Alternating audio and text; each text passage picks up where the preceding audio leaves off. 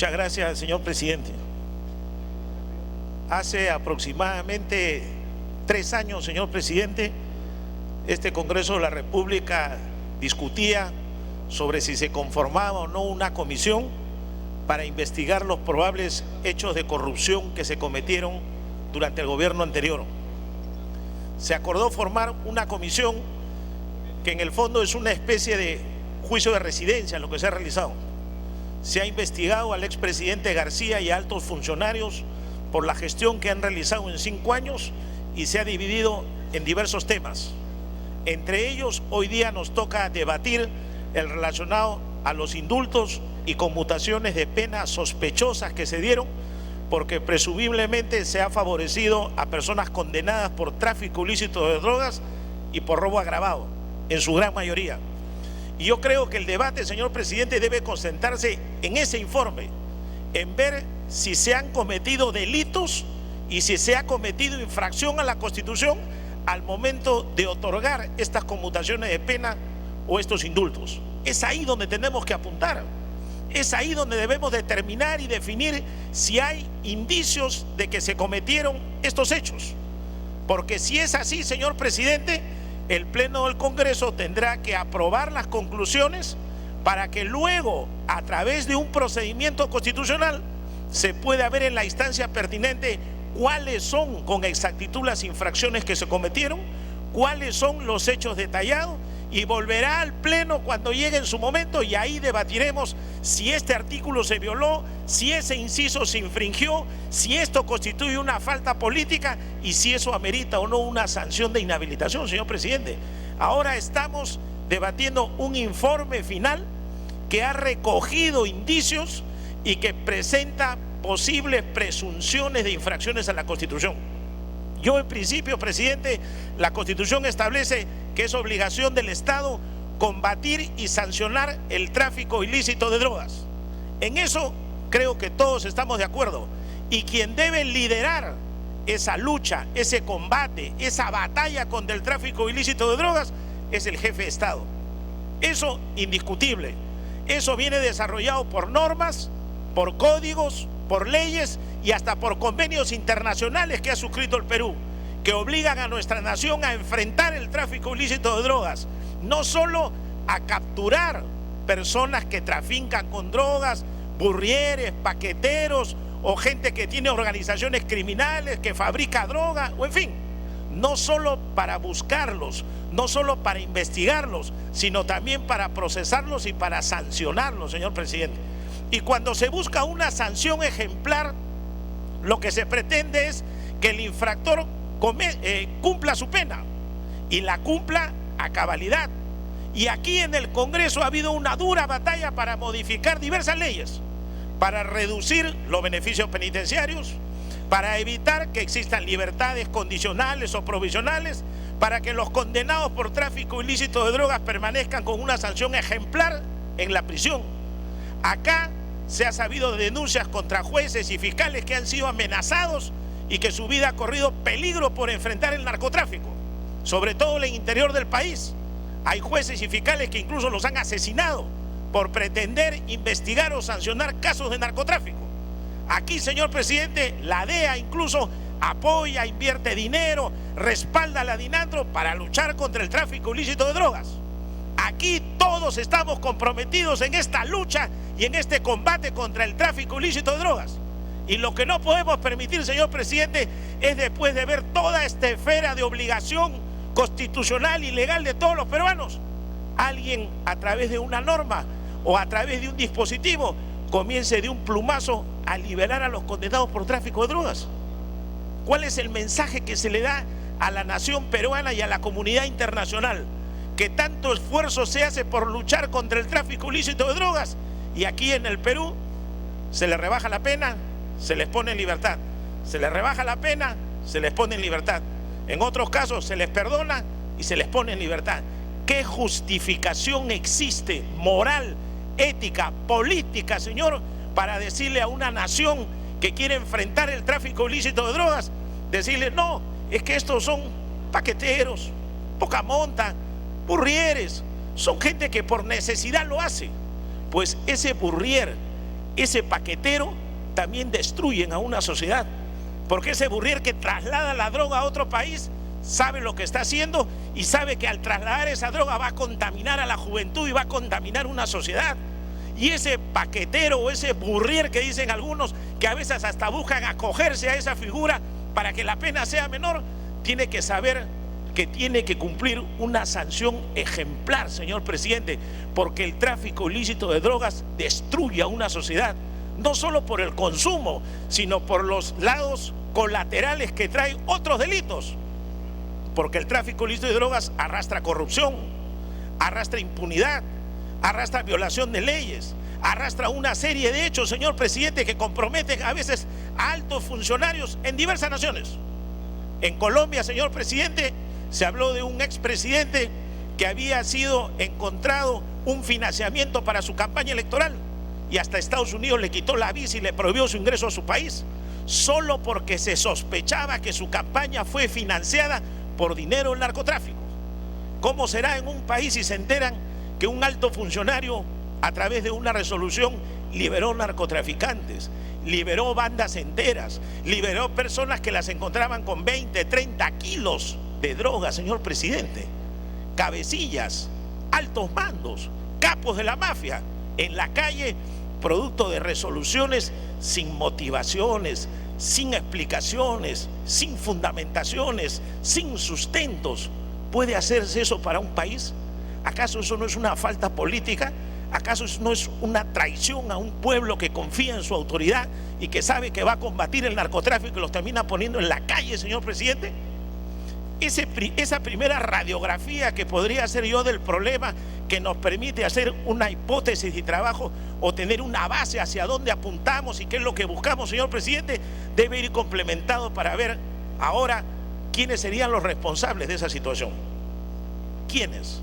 Nosotros hemos visto, porque todos los peruanos somos testigos, que en el diario oficial El Peruano aparecen permanentemente resoluciones que se refieren a conmutaciones de pena.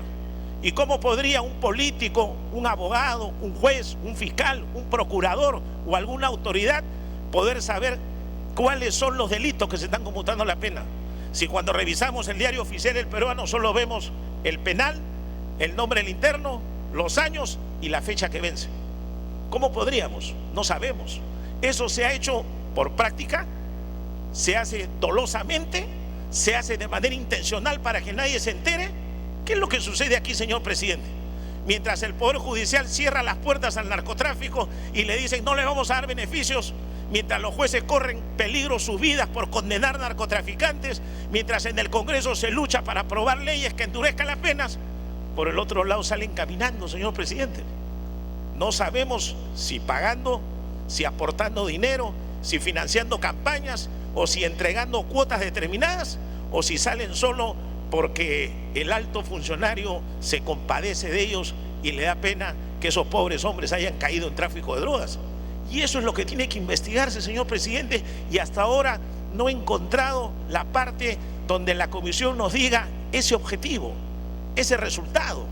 ¿Cómo es que se llegó a ello? Es más, señor presidente, ha habido casos, y si acá hablamos de que las conmutaciones de pena son irregulares, ¿qué pensamos hacer con esas conmutaciones de pena? ¿Las dejamos que sigan vigentes? ¿Se pueden derogar? ¿Se pueden anular? ¿Se puede volver al proceso? ¿Se puede tratar de enmendar o de salvar ese error o esa infracción que se cometió? Los antecedentes podrían decir que cuando una conmutación de pena, un indulto, una amnistía o algo de esa figura se da, ya es cosa juzgada, es invariable, inmutable y ya no se puede cambiar.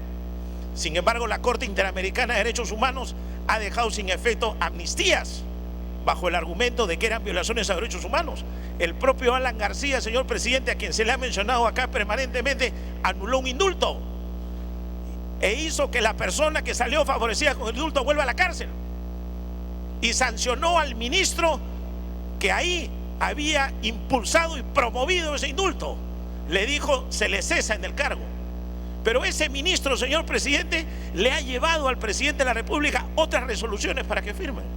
Y aquí hemos visto videos donde ese ministro va a los penales, señor presidente, y todavía le dice a los internos: ¿te vas a portar bien? Sí. prepárale su expediente.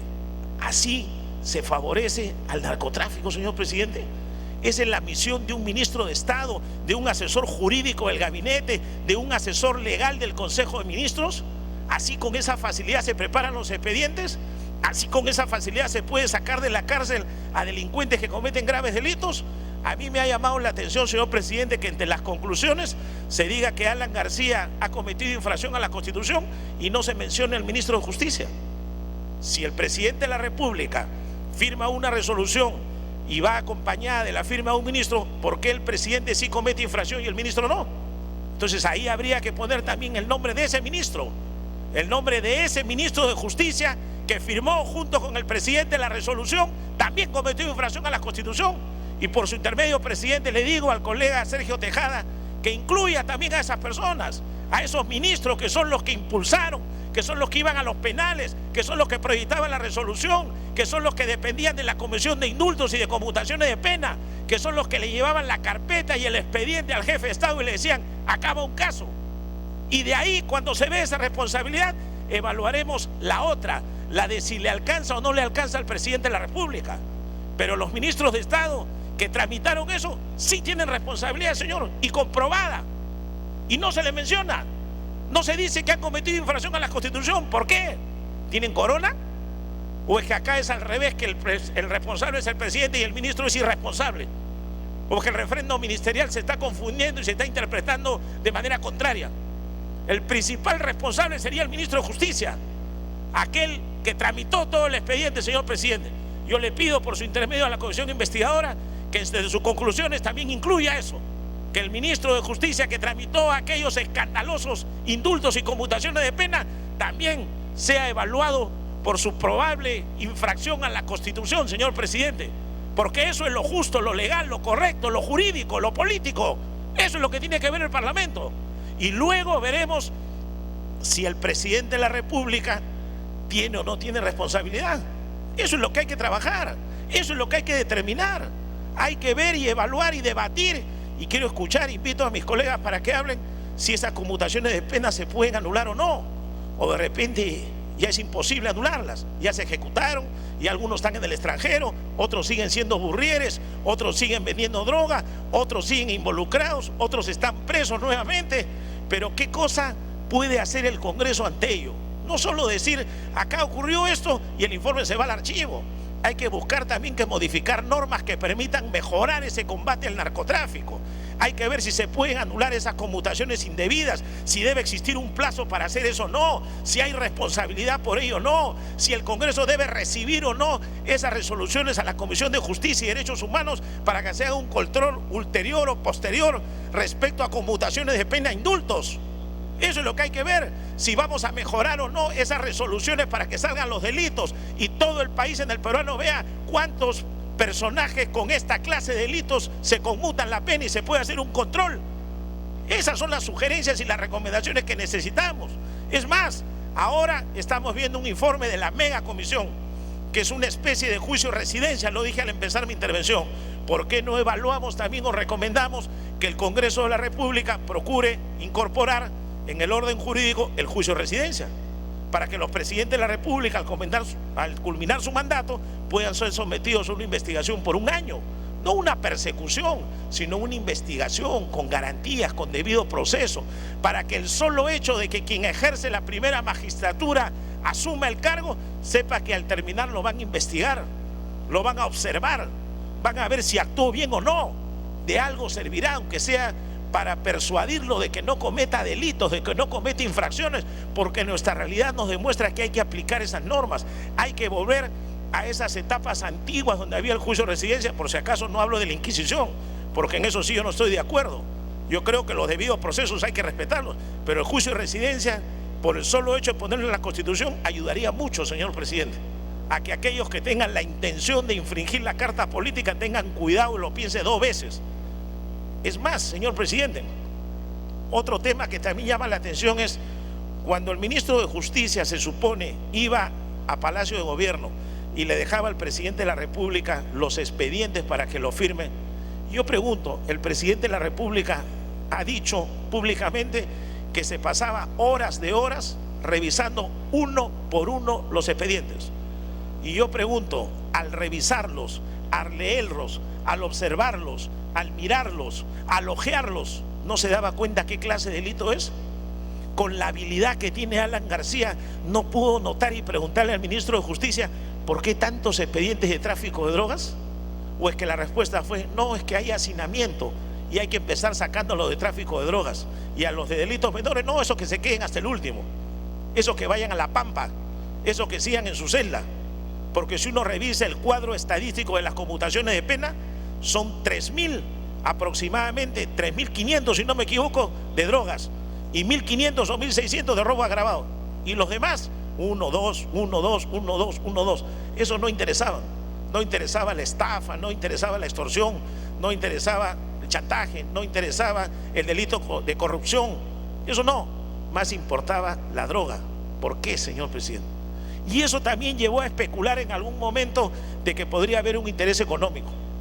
Eso va a quedar siempre en el ambiente o en la mente de muchos, la posibilidad de que quienes pagaron por esos beneficios irregulares, ilícitos e ilegales, no sabemos si ese dinero llegó hasta Palacio de Gobierno, no sabemos si se quedó en el despacho de un ministro o no sabemos si se quedó solamente en la comisión de conmutaciones de pena o de indultos, pero sí hay una presunción que nos hace ver que aparentemente se habría pagado. Hay indicios y declaraciones de muchos internos que habrían abonado fuertes sumas de dinero por obtener ese beneficio, porque tenían cerradas las puertas del Poder Judicial, porque tenían informes en contra de los fiscales, porque las leyes no les permitían actuar o no les permitían que salgan. Entonces, esa parte de la investigación aún no la hemos escuchado con tanto sustento. Por eso, señor presidente, en horas de la mañana, cuando intervine haciendo algunas precisiones, dije que me parecía que el informe que se había presentado estaba débil. Y veo, señor presidente, que hay que reconstruir algunas cosas, hay que mejorar algunas conclusiones, hay que mejorar algunas recomendaciones. Yo espero que el presidente de la comisión esté recogiendo los aportes que dan los congresistas, esté tratando de hacer las correcciones del caso para que al final nos pueda decir qué ha recogido, qué ha mejorado, qué ha variado, qué ha cambiado, qué ha sustituido, y eso nos pueda llevar a poder tomar un acuerdo en el momento que la mesa considere pertinente para ver si aprobamos este informe o no, señor presidente. Porque en realidad esto es uno de los debates históricos y es uno de los más importantes de la historia política del Perú, señor presidente. Estamos investigando un periodo gubernamental, estamos investigando los actos de un expresidente de la República, estamos debatiendo si hay responsabilidad o no, estamos hablando de una infracción constitucional, estamos viendo presunciones de delitos, estamos viendo probabilidades de infracción a la Constitución, y eso tiene que ser ampliamente debatido, señor presidente. Y es más, hay acciones de amparo de por medio que se han presentado, y por eso digo, hay que tener cuidado al momento de aprobar las conclusiones, señor presidente, para que no se diga después, con el transcurso del tiempo, que el Pleno del Congreso ya adelantó opinión. Entonces yo pregunto y recomiendo al presidente de la comisión, si este Pleno, el día de hoy o el día que se pueda votar, acordara de que hay presunción de una infracción a un artículo X de la Constitución, si eso se acuerda y después se va a una denuncia constitucional, ¿alguien podría decir que el Pleno ya adelantó opinión? ¿Alguien podría decir que es un debido proceso legal ir a una investigación ante la subcomisión de acusaciones cuando el Pleno ya votó porque se ha cometido esa infracción? Eso también debemos evaluarlo, para que al momento que se aprueben las conclusiones no podamos caer en esos errores que después por un amparo algún juez quiera corregirlo. Por eso yo le pido por su intermedio al colega Sergio Tejada, que conduce esta comisión, que trate de recoger, evalúe y con sus asesores pueda traernos lo mejor de este debate, que haga el recojo necesario de los aportes, de las recomendaciones, de las conclusiones, y que nos diga, pues señor, si las infracciones constitucionales solo van a ser para el presidente de la República respecto a las presunciones que hay, o también van a incluir a ministros de Estado. En algunas partes del informe he visto que se dice que se han cometido delitos. Eso seguirá su trámite, pero los delitos en estos casos de conmutaciones de pena, si no se comprueba que ha habido pagos efectivos de dinero, si no se logra demostrar esa parte, los delitos se pueden caer, los delitos pueden terminar archivados. Yo creo que para la función pública, cuando se comete una falta pública, la mejor sanción, o perdón, una falta política, la mejor sanción política es la infracción a la Constitución y es la inhabilitación, señor presidente. Y en este caso yo espero que podamos determinar si es que realmente Alan García cometió alguna infracción a la Constitución y si realmente los ministros de Estado que lo acompañaron en esa firma también son responsables de infracción a la Constitución. Si hay esos indicios, si hay esas presunciones, que se plasmen en las conclusiones para que en su momento, a través de un proceso, se pueda determinar la responsabilidad del señor presidente. Así que finalmente yo le digo que me siento muy honrado, con toda humildad, de que pude dar el aporte con una moción para que esta investigación se inicie. Esta investigación ha llegado a su parte final y ahora estamos debatiéndola.